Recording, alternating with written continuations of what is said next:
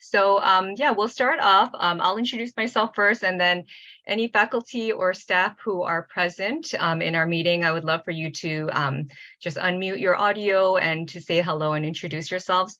But my name is Esther Choi, and I'm the graduate advisor for the Department of Educational Psychology and Counseling.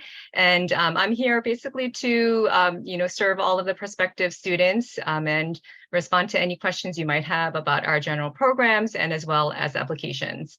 And so whoever wants to go next to introduce yourselves, please do so. Hello, everyone. Oops. Yeah. No, go ahead, Mark. No, go. Oh, okay. I thought I was muted. I just want to welcome everyone. I'm Dr. Mark Stevens. I'm the coordinator of admissions for our MFT program. It's a little bit surreal because today is Thursday, and Tuesday we sent out letters to folks that we're going to be inviting for the next semester. So now the cycle keeps on going. So I'm ready to say hello to now potential students of our program. Welcome. Thank you, Mark. Hi, I'm Joni Aguayo, and I'm faculty in our early childhood educational psychology option. And I am also the graduate coordinator. So I recognize many of your names from some of your questions, and I'm so happy to see you here tonight. And I hope that we're able to answer some of your questions, but welcome. Hi, everyone. I'm Shira Minton, and I'm the coordinator of the counseling program, and glad to see you all. And hi, I'm Jan Fish. I am Professor Emerita in the ECE Early Childhood Education Master's Program, and I'm joining Joni Aguayo on this presentation. Great, thank you. Thank you for everyone for introducing yourselves. And so we're going to jump right in here. Thank you for joining us for our prospective student information session. We are the Department of Educational Psychology and Counseling at CSUN. So our agenda today will do an overview of our graduate programs here in the EPC department. We'll go over the application process for fall of 2024. Then our faculty will give presentations by degree program, and then we will conclude our session with breakout sessions where you can ask your questions and answer and get some answers. So here are the master's degree programs with our department. We have a Master of Science in Counseling with an option in school counseling, as well as an option in college counseling and student services. Currently, our career counseling option is not accepting applications. We have a Master of Science in Marriage and Family Therapy, a Master of Science in School Psychology, and a Master of Arts in Early Childhood Educational Psychology. Some information about all of our programs. They are regionally accredited by the Western Association of Schools and Colleges, and 2 of our master's programs are nationally accredited. The Marriage and Family Therapy program is accredited by the Commission on Accreditation for Marriage and Family Therapy Education, and our School Psychology program is accredited by the National Association for School Psychology. In addition, we have 2 master's program options that are also accredited by the California Commission on Teacher Credentialing, and that is for the Pupil Personnel Services credential. And so that accreditation and credentialing is through our school counseling program as well as our school psychology program. Some of the shared characteristics of all of our degree programs are, one, that it meets accreditation standards, as I had discussed in the previous slide. Our class sizes are relatively small, which allows faculty and staff to provide individualized attention to your needs and interests. Entry to our programs are competitive, so that means that not all of those who apply or meet the minimum qualifications will be accepted. And finally, our programs are full-time programs and they are cohorted, which means that you will move along the course of the program with the same group of students. The only exception is our early childhood educational psychology program, which has part-time options. So we're going to just delve right in here to the application process. And so hopefully a lot of the questions that you have as prospective students will be answered during this time. So our application process at CSUN is a two-step application process. We try to make this very clear because we have had students in the past complete one and not the other, and unfortunately not qualify for us to review your application. So please make sure that you complete both steps in the application process. So the first step is completing the CSUN University application, and that is available on the Cal State Apply website when the application becomes live.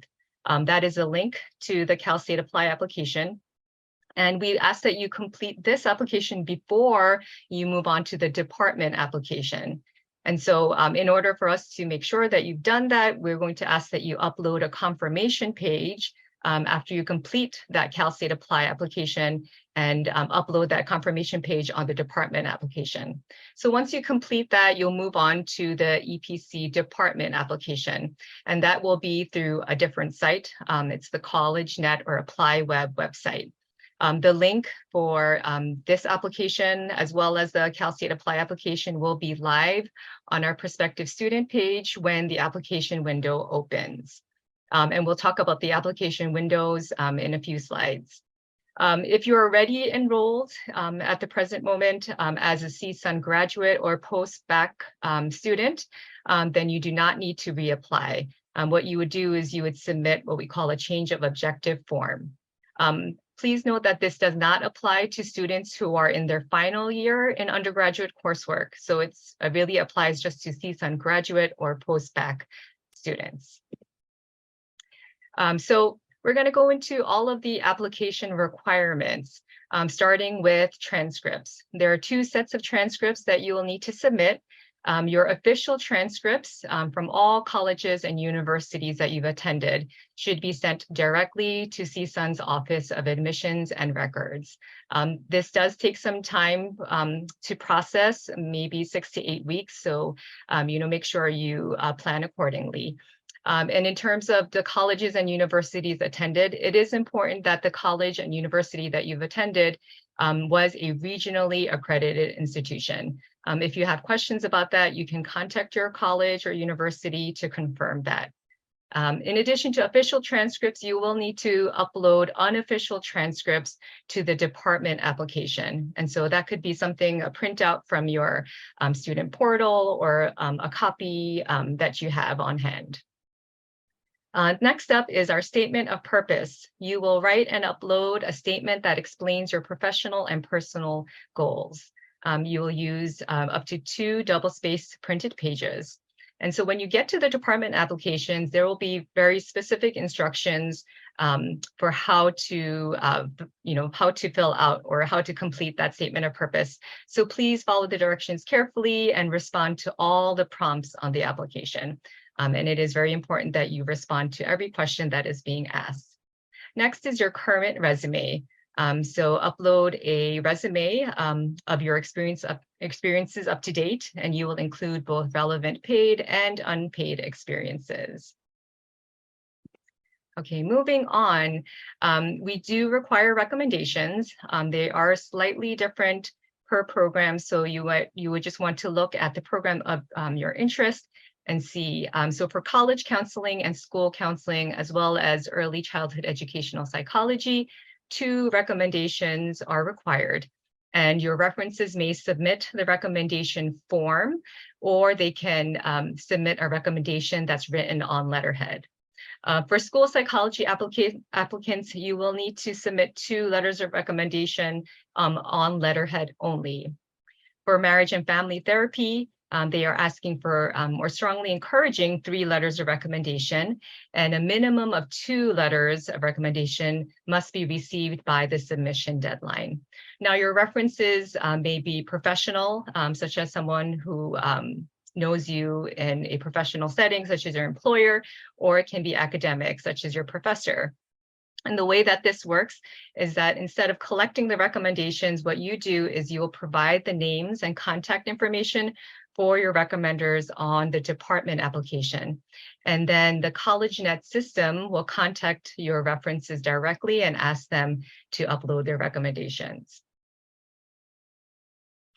The next part is we're going to just go into different testing that may be required if it applies to you.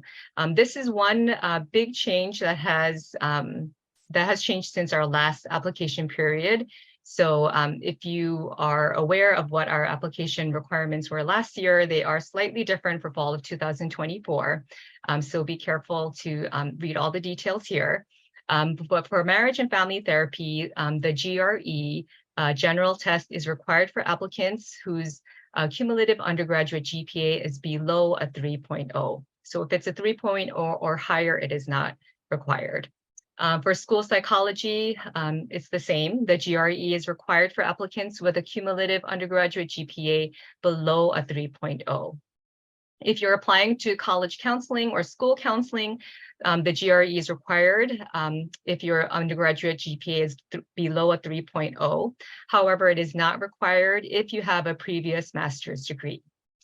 Finally, our early childhood educational psychology applicants, the GRE is not required. So if you'd like to get more information on the GRE, you can go to the Educational Testing Services website. This is a link to the website. It's not a test that's administered by CSUN. It's administered through the ETS. So please go there. And it is the general test that you would be taking. It's not the psychology subject test. So make sure that if you do need to take the test, that you take the GRE general test. We want to let students know just to plan ahead because it does take time to schedule the exam, to get your score report, to study for the exam. So if you know ahead of time that you need to take the test, we ask, just plan accordingly because the scores could take 10 to 15 days to receive. So you don't want to wait, to the very end of the application window to get that started. Moving on, the California Basic Educational Skills Test, or CBEST, is required only for school counseling and school psychology applicants.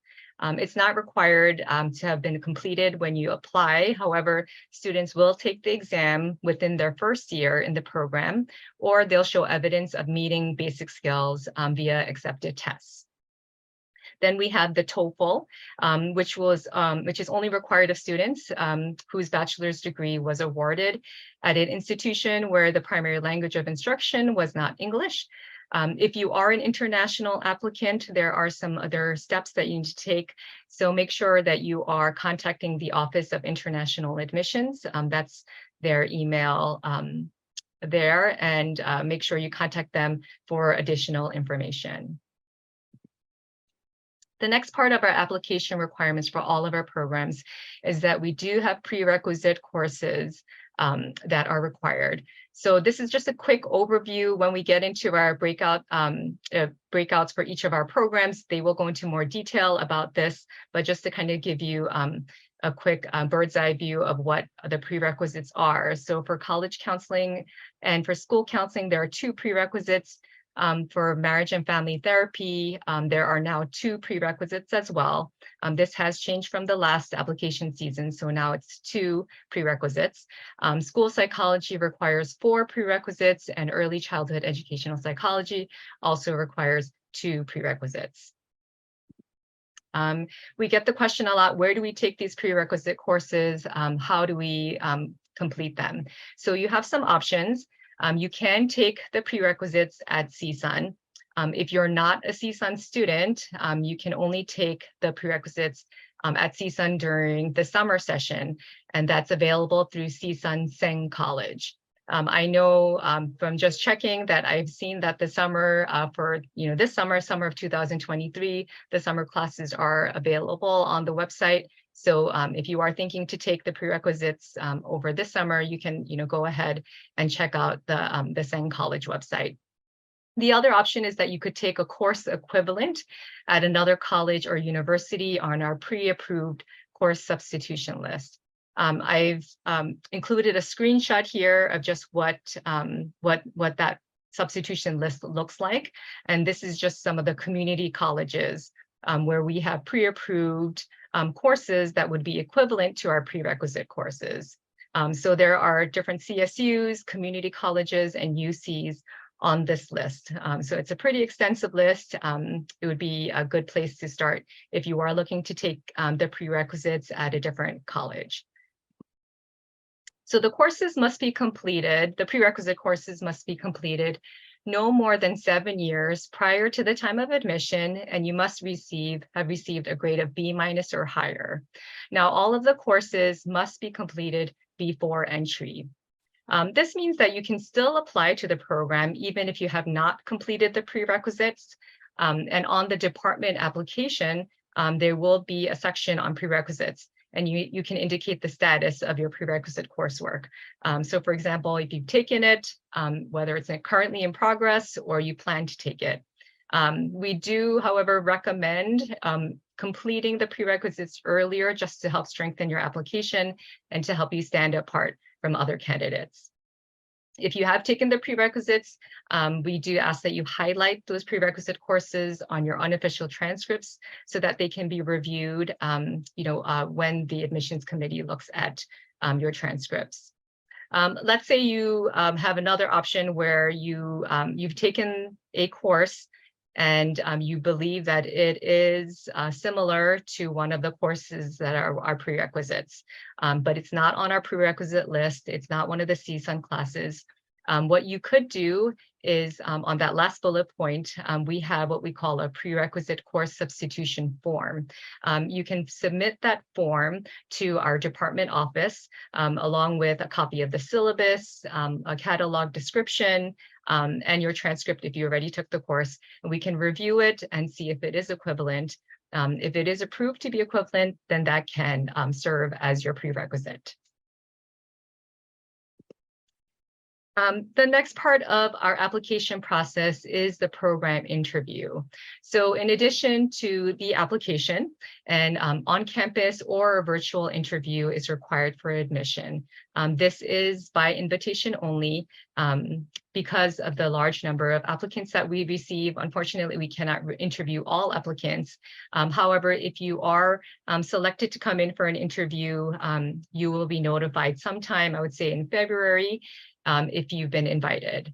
And then the interview itself will be in a group setting, and the dates typically cannot be rescheduled.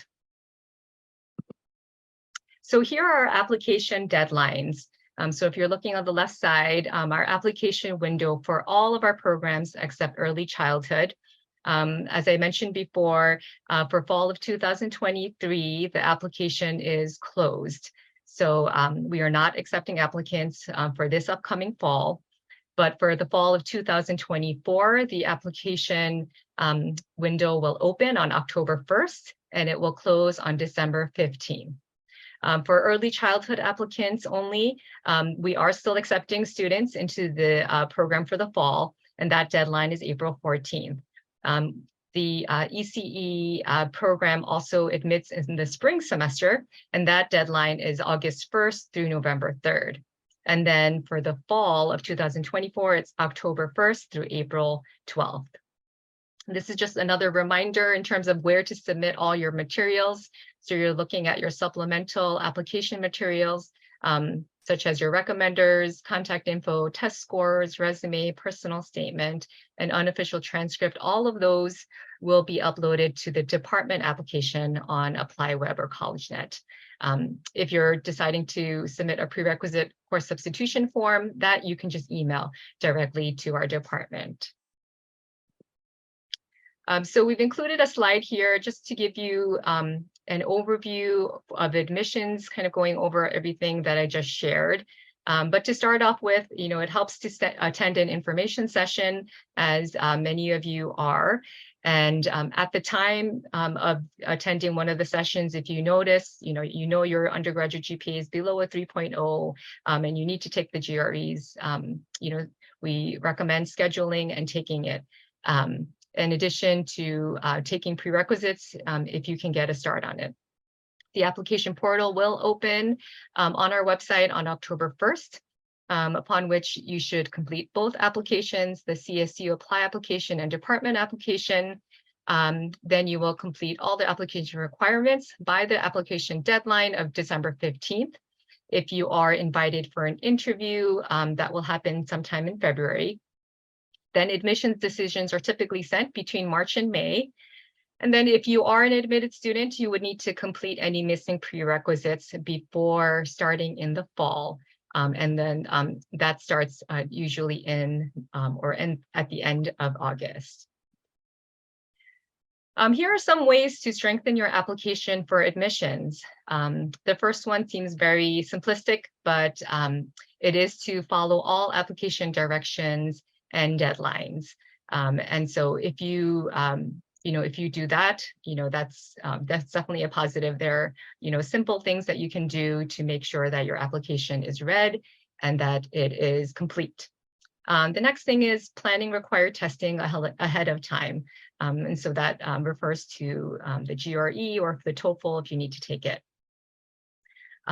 Thirdly, if you complete your prerequisites in a timely manner, that is also another way to strengthen your application. So if you complete your prerequisites earlier, that will just help to strengthen your chances. And then last but not least is to gain relevant and field-related experiences, and both paid and unpaid experiences are acceptable. I'm going to give you just a quick overview of what our program looks like. So for our Master of Science programs, the first part is the therapy or counseling core coursework. In addition to coursework, you will each have required fieldwork. So for MFT, there is a minimum of 500 clinical hours and 100 or more supervision hours required for fieldwork, and that usually begins in the second or third semester.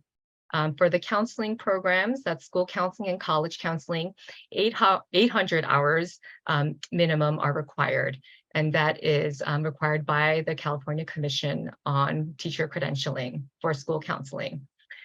For school psychology, 1,650 hours of fieldwork are required, as required by the Commission on Teacher Credentialing.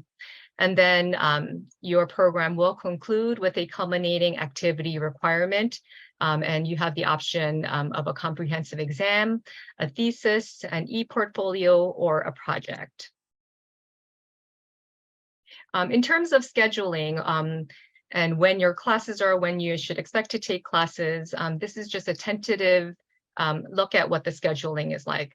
Like I mentioned before, all of our programs are cohorted. And so for counseling programs, typically classes are Mondays, Tuesdays, and Wednesdays in your first year, Mondays and Wednesdays, your second and third year, that fall semester. And then courses are usually either at 1 p.m., 4 p.m., or 7 p.m. For school psychology, classes usually meet Tuesdays and Thursdays, and they also meet at 1 p.m., 4 p.m., and 7 p.m. For MFT, the classes meet on Mondays, Tuesdays, and Wednesdays the first year, then Mondays and Wednesdays the second and third year fall. The times may vary and include mornings, afternoons, and evenings. And then when it comes to field work, your hours are variable and it really depends on your fieldwork site. Here is just some information about tuition and fees. For specifics, we do recommend that you contact the Office of Financial Aid at CSUN or visit the website. But this is just a quick screenshot of what the graduate or post-bac fees are for California residents. So on the top, you'll see it's 0 to 6 units, and then the bottom is 6.1 plus units. Since our program is full-time, you're probably looking at the bottom half of the screen. So for this past year, the tuition per semester for fall of 2022 and spring of 2023 was $4,249 per semester. But if you'd like more information on financial aid, how to apply for the FAFSA, if there are any scholarships and such, you should really reach out to our Office of Financial Aid and they can help you there. Here is my contact information. Like I said, I'm the graduate advisor. That's my email address. And then the EPC admin is our department email address. So if you have any, application questions or general program questions, feel free to reach out to me and I would be happy to help you. So we're going to move on and go into more detail about our Master of Science programs, and starting with our Master of Science in Counseling for college counseling and student services and school counseling, and that would be Dr. Minton. Hey, Esther, thank you so much. Thank you. Okay, so we have two specializations connected with the MS in Counseling degree, school counseling and college counseling student services. The program as a whole, the MS in Counseling, has common features across specializations. So you can see those there on the screen. There's a minimum of 73 units. 49 units is the counseling core coursework, where you are taking courses regardless of specialization with individuals who are focused on school counseling and those who are focused on college counseling student services. So you'll have classes where you are together, again, regardless of specialization. And then you have approximately 21 to 22 units of specialization coursework. And that coursework is specifically with individuals who are in your same specialization, followed by 6 units of culminating activity that was just discussed a moment ago. Our program is what you would consider, I guess, lockstep. So there is no elective, there are no elective options for students once they're in the program. Courses are pre-planned, so you know exactly what you're going to take across the 2.5 years that you're in the program. Our courses meet in the evenings and afternoons, and there are summer options. However, that is really to lighten your load later in the program. There are some courses that can be taken during the summer, but they are not required.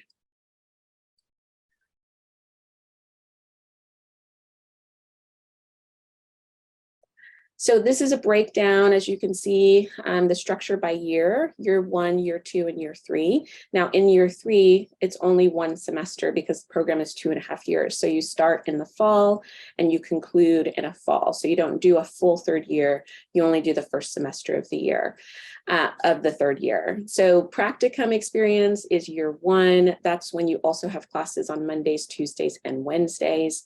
Year 2 is when you're engaged in field work, both specialization fieldwork and clinical fieldwork, and you're engaged roughly 20 to 30 hours per week.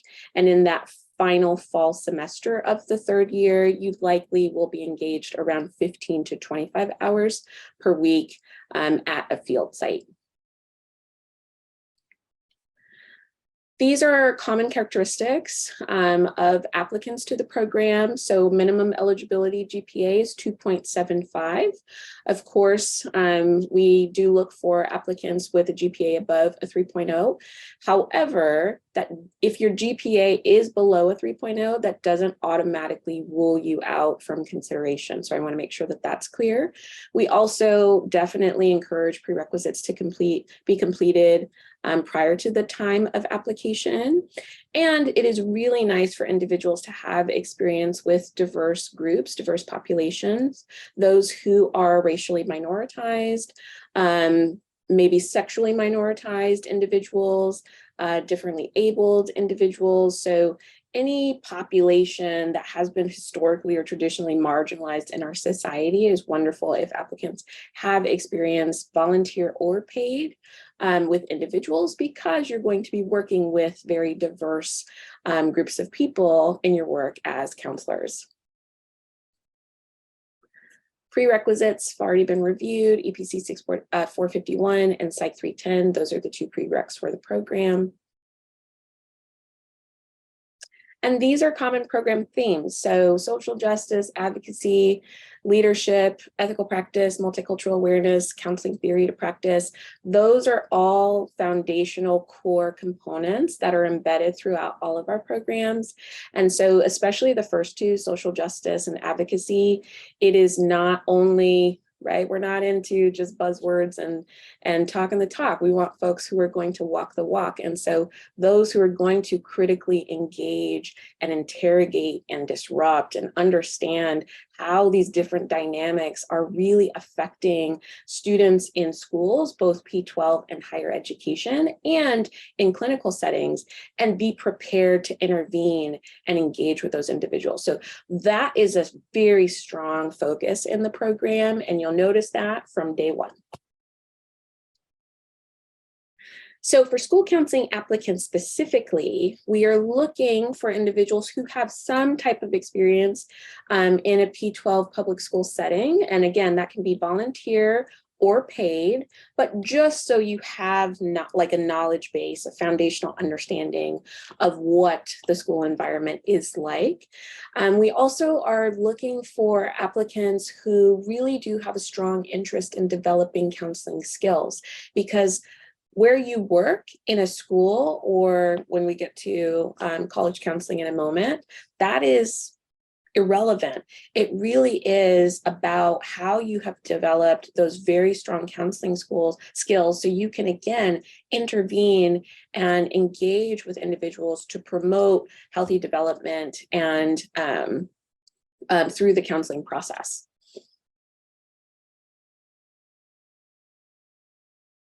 So the counseling core coursework is what you get at a minimum, those core courses that I mentioned previously. And then in addition to that, you're going to focus on history and current issues in school counseling, multidisciplinary team collaboration. We're going to focus very heavily on helping you to develop leadership skills, because school counselors are leaders in schools, and how you collaborate and connect with administrators and district professionals, right, to advance the mission and the vision of the school counseling team. And also, how is that benefiting students? So there is a real focus on understanding all of those different roles, all of the different stakeholders and constituencies that are involved in the school community, and how, again, you intervene and engage with those individuals to promote positive outcomes for students specifically. There's also development around intervention and program evaluation skills. So that's just a little bit of what we talk about in the program. And of course, you see that last line there on bullet 3, that is really focused on being culturally responsive and understanding how that pedagogy must be present in schools to engage with students who are from diverse backgrounds. When you graduate from the program, you receive an MS in counseling, specialization in school counseling, and the PPS credential for school counseling, authorizing school counseling, I should say. In addition, which is not on the slide, and we will make sure it gets in there, you also are eligible for the child welfare and attendance authorization as well, because that is now embedded within the PPS credential for the state of California. So you have the authorization for school counseling, and if you've done the additional field work for child welfare and attendance, or CWA, you graduate with that authorization as well. In addition, our program does meet the California licensing requirements for professional clinical counseling in the state of California. So our students are able to pursue licensure in the state as LPCCs post-graduation if they so choose. Next, we have the college counseling and student services specialization. So again, really looking for applicants who have a real interest in developing traditional counseling skills. So foundationally, you will work to develop your identity as a counselor and understand how to effectively engage with student clients in the provision of services in a higher education setting. So I just want to make sure that that's clear, that we are training counselors first.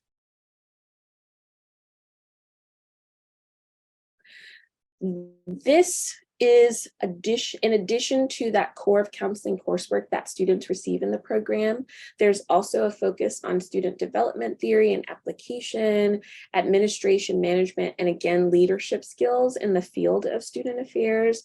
Also an understanding of where have we been in higher education and where are we going? So we want to ensure that folks are current with what's happening in the field. What are the challenges being faced by students on college campuses, right? How are certain student groups faring on college campuses? How are they being underserved, right? So we want students who are able to interrogate those issues and create effective solutions to intervene and promote positive outcomes for students on college campuses. So this is the emphasis of the program, or the outcomes, I should say, apologies, of the program. So we're emphasizing, as I referenced, counseling in a college setting. We want to ensure that folks are prepared for careers in student affairs, right? And there are many different areas on a college campus where our students find themselves working, and I believe that's on the next slide. And then lastly, there's a very strong focus on helping our students to develop their multicultural counseling competency so that they can engage holistically with individuals from diverse backgrounds, as I was referencing previously when I was talking about school counseling specialization. So this is the variety of roles where our students end up. They work in academic advising, orientation, student discipline, residential life, in counseling centers, in financial aid offices. So student affairs as a field is a very broad field. And so in our program, there is a real focus on ensuring that students operate from a more generalist practitioner lens. So they are encouraged to engage in graduate assistantships that are different across their program. So they really do have a very general understanding of the different systems on a higher education campus, so that when they graduate, they can really kind of go anywhere and are well prepared for wherever they choose to go. So when students graduate, they receive an MS in counseling degree, graduate degree with a specialization in college counseling and student services. And similar to the school counseling program, this program as well, or this specialization as well, meets the requirements for licensure through the state of California, the Board of Behavioral Sciences. So they can pursue licensure as licensed professional clinical counselors in the state if they so choose post-graduation. And that is my contact email if you have specific program related or content related questions. Thank you.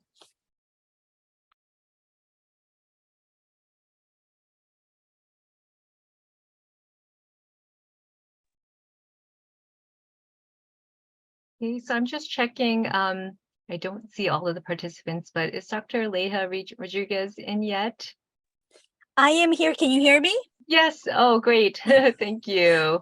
I'm so Okay. sorry. I'm actually parked, but I definitely wanted to join in and provide information regarding our school psychology program. Can you hear me Great. okay? Yes, we can. Thank you so much. Okay, so we're going to start with your slides. Thank you so much, Dr. Leija Rodriguez. Fabulous. Wonderful. Well, I'm so excited that we have many individuals interested in our program. So let me tell you a little bit about our school psychology program. So we are looking for individuals who are excited about entering the field of education and working with children. And you see this list here. So who have that conviction and passion in really making a difference with children. We just had our interviews for our incoming class of 2023 last Saturday, which was exciting. And so that's what we wanted to see. And we did see a lot of passion and conviction in making difference with children, families, and staff in the schools. And that's what we're looking for.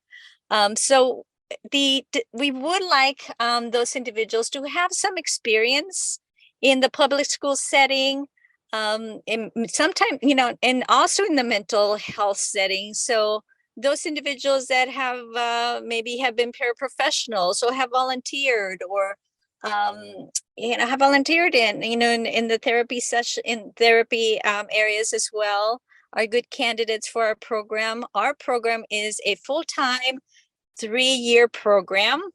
And we are requiring the GRE for those individuals that have a GPA of less than 3.0. And we are asking 2 letters of recommendation and on recommender stationery so that we know it's from the recommender. Next slide, please. Refresh my memory. Yes, our program will give you a master's in school psychology. And also you'll be working towards the California Pupil Personnel Services credential that will allow you to work as a school psychologist in California. And after 3 years, and of course the internship year counts as one of those 3 years, our graduates are eligible to pursue the license as an educational psychologist. And that license allows individuals to do private practice, primarily doing assessments and counseling related to educational needs.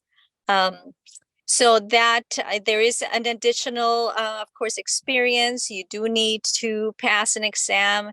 And so if you're interested in looking into that more, you can go to the Board of Behavioral Sciences and get more information regarding that license. It is not given by the university, so that is important for you to know. That is given by the Board of Behavioral Sciences. But when you finish our program, you'll definitely be obtaining the master's in school psychology, as well as the Advanced Pupil Personnel Services credential in school psychology.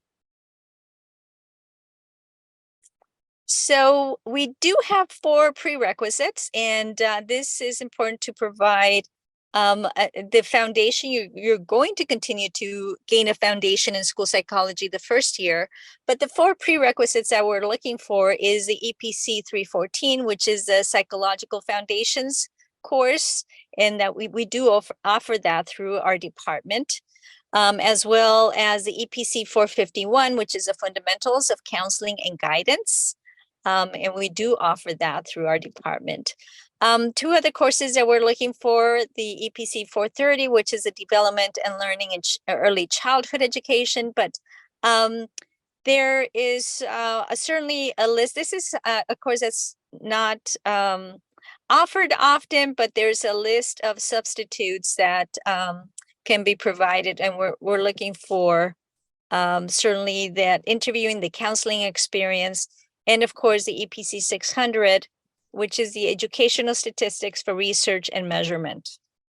So we do want candidates to have all of these, and actually they must have all of these by the time they are admitted into the program. So if you're interested in our program, it's important for you to start thinking about taking these prerequisites.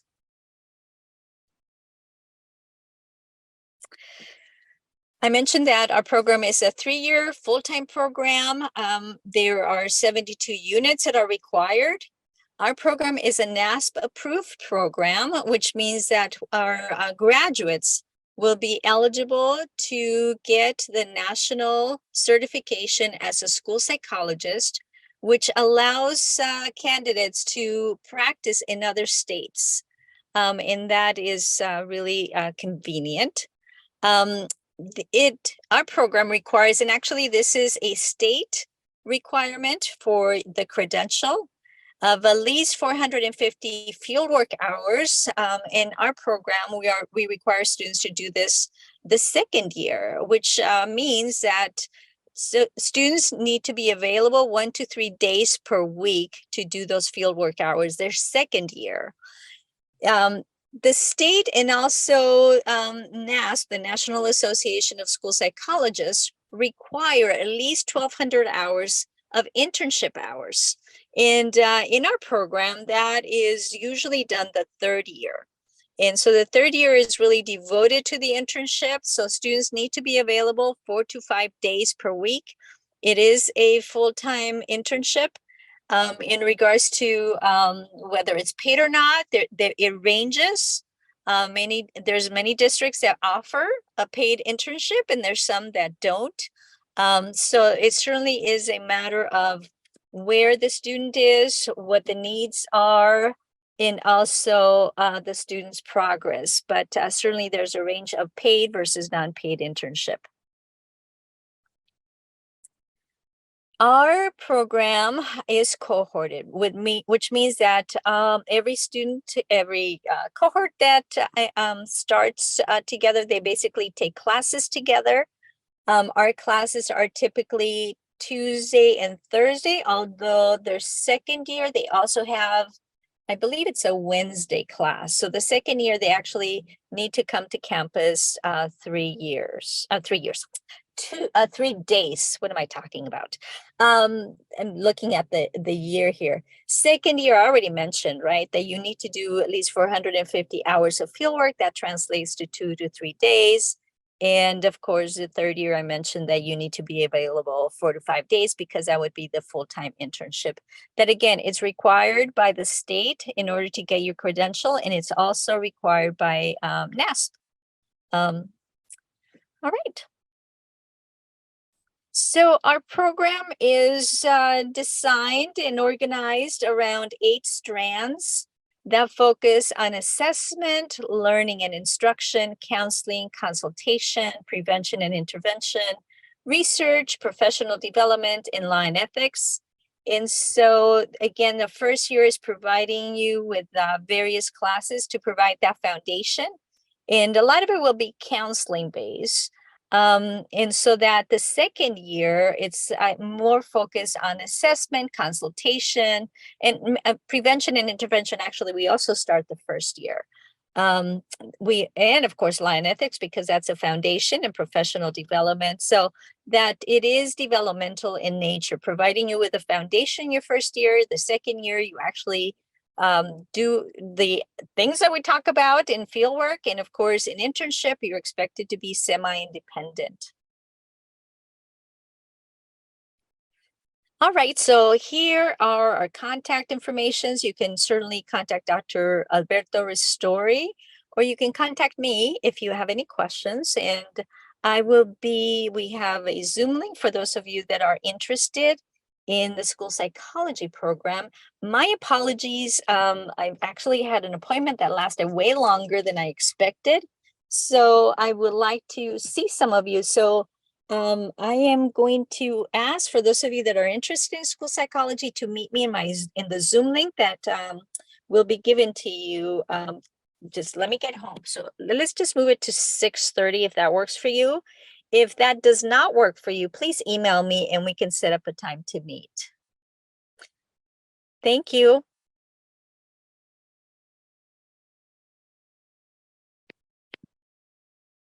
Hello, everyone. I'll talk with you generally about the marriage and family therapy program. I would encourage you to stay on for our dedicated Zoom meeting. I'll put some texture to some of the slides that I'm about to talk about, and we'll take some questions as well. All right, so we admit only full-time students. It is a full-time program. I will say a very full-time program. Like other programs, we have a minimum GPA. If you have below a 3.0 cumulative GPA, that we would like for you to take the GRE. In terms of applying, we'd like for you to show some field of study, experience in the field of study prior to application, but you can expand that definition. It doesn't mean that you need to be a counselor in a counseling center. Sometimes you might want to think about jobs that you had earlier on. One of them that I had when I was younger was a camp counselor, which I thought really informed me about working with other with people and the like. We have 2 program community clinics.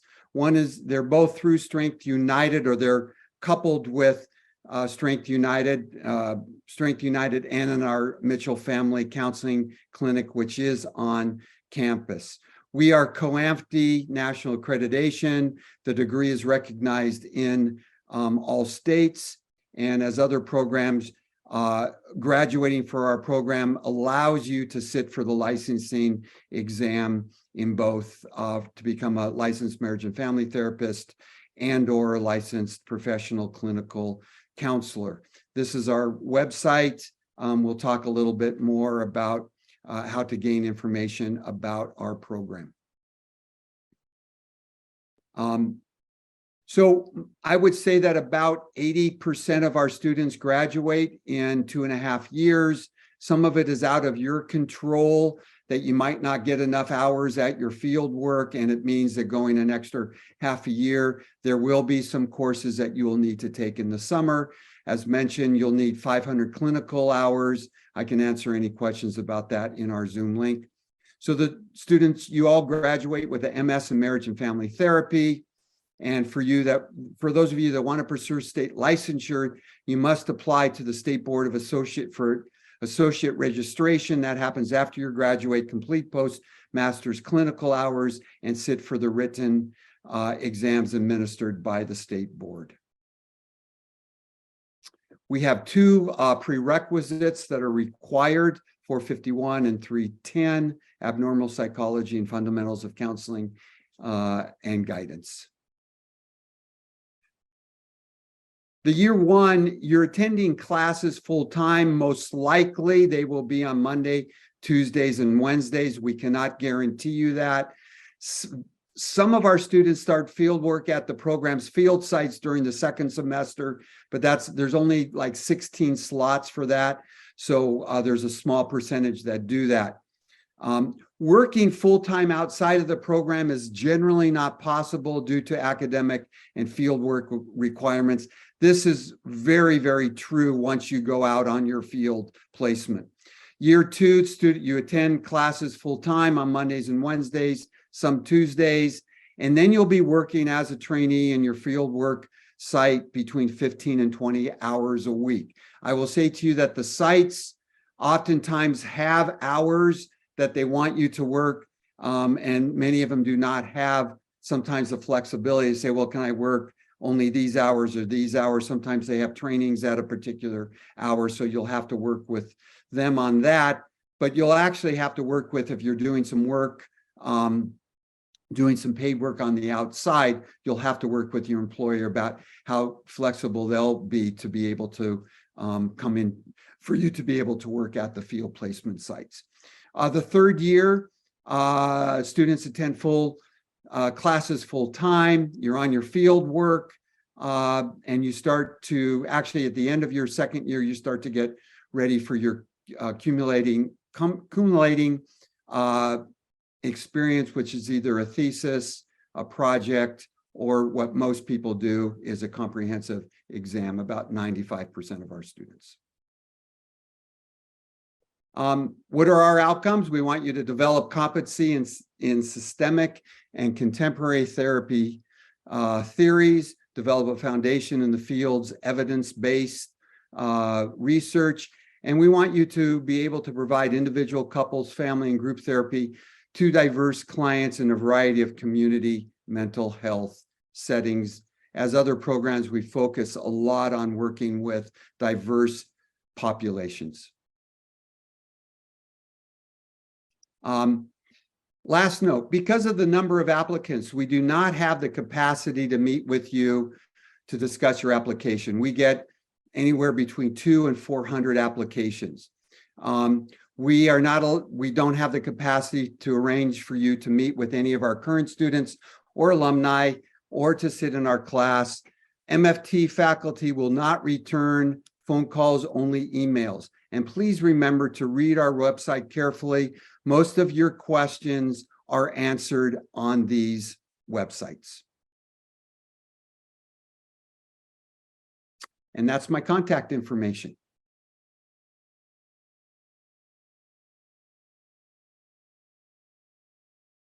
Okay, well, here is the final presentation. I am Joni, and I'm going to talk with you a little bit about our early childhood educational psychology program.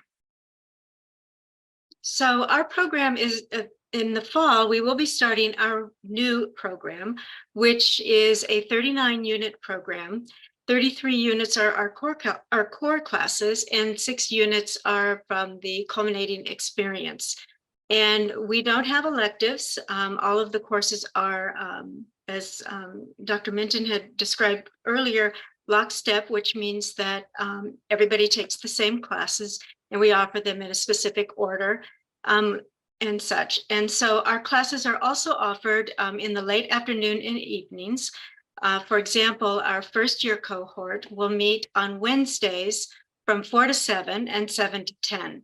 And then the following year, that switches over to Tuesdays. So we do have a part-time program, so you can take 6 or 9 units, and which means then that this you should be finishing the program in about 2.5 years. Some students take a little bit longer, but it's designed for you to finish it in about 2.5 years. We do offer field work and practicum experiences in the community in a variety of different settings and with a variety of different models of education, such as Reggio Emilia, Montessori, Head Start, publicly funded preschools, private preschools, and such.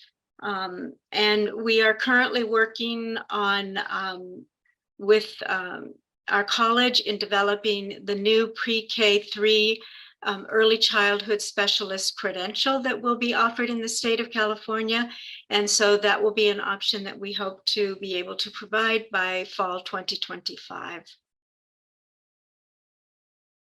Okay, so we have 2 prerequisites, EPC 430 and EPC 600, which is the statistics class. The 430 class, there are prerequisite substitutions that you can take, which will be found on our substitution list. We are also offering this in the summer for those of you who want to take the EPC 430 class. It will be offered this summer as an asynchronous online option. So if you need that that course, that's a good time to take it. I will be teaching it in the summertime.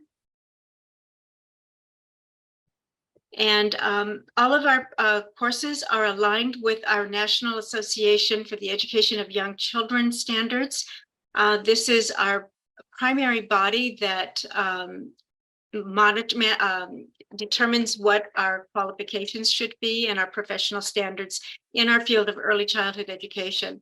And so we focus on 6 areas, being child development in learning and context, and this would involve learning about theory and how we apply theory in early childhood context, family and teacher partnerships and community connections. We teach this course is through a social justice lens because we know that communities in marginalized communities and such, children in those communities oftentimes. We see a lot of inequities in our education system for young children as a result of systemic bias, systemic racism, and such. And so we discuss, most of our classes are discussed through that lens. You also take a course in child observation and documentation and assessment. And our classes integrate developmentally, culturally, and linguistically appropriate teaching strategies throughout. And then we also talk about curriculum and how to plan and implement curriculum in an early childhood education setting, and then professionalism and leadership in our early childhood. So our early childhood education program outcomes, we are focused on preparing students for leadership positions in early childhood education settings, both in public and private settings. And we also prepare students for doctoral programs. And one of the ways that we do develop our leadership skills is through having a better understanding of young children, families, and communities. And we place emphasis on communication, collaboration, advocacy, ethics, and professionalism. And one thing that is not here, and I will mention it because our dear friend and colleague, Dr. Jan Fish, is here. And one of the things, our program is really relationship-based, both amongst ourselves as colleagues and peers, but also it is our belief in how we work with children and families is through a relationship-based practice. And and with families, it's in a family-centered, family strengths way. And so we, again, our area of focus is for children birth through age 8. We focus on adult-child interaction relationships, and we focus on culture, language, special needs, and other environmental influences on families and children. And all of those areas are threaded throughout all of our courses. And so some of the careers that our students go on to get are community college instructors. So just locally, every single one of our community colleges locally have individuals who are alumni from our particular program, and our instructors there. We have individuals who go on to assume administration and leadership positions, both within education settings, but also in the nonprofit sector. Also, many of our students go on to teach in public education, such as California State preschools, also in Head Start programs, and then also in transitional kindergarten programs. We place a heavy emphasis on child and family advocacy, and we are constantly, embedding in, I'm trying to find the right words here, but we prepare students to be able to work in infant and child care settings as well, and also to provide support systems for parents in high-risk families and young children, and a variety of other settings. It's one of the things we design our program to be very open-ended, so students have a lot of different career pathways that they can choose from. And our job is to help support you in preparing for your particular pathway. And many of our students also go on to participate in doctoral programs. Right now in our educational leadership program here, doctoral program at CSUN, we have about 5 of our alum that are currently seeking their doctorate degrees in that particular program. So we do accept applications in both the spring and fall. And so our fall 2023 period is still open, and we will be accepting applications up until April 14th.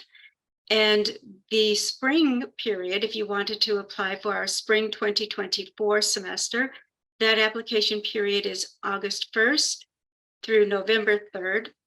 And then our fall 2024 application period opens on October 1st and will close, that should be April 12th there. And let's see what else. And that's it. And I am one of the coordinators of the program, along with my colleague, Dr. Carrie Rothstein-Fish. There's our email, so please feel free to contact one of us. And thank you very much for being here. So Esther, should we post the Yeah. So just thank you everyone for attending, and all of our faculty who are present here for our session. And what I'm going to do is I'm going to stop sharing this screen, and really quickly, here's a link to our website. This is our department email address as well as our department phone number. And so please check the chat box. I'll be posting the breakout room information there. So thank you all for attending.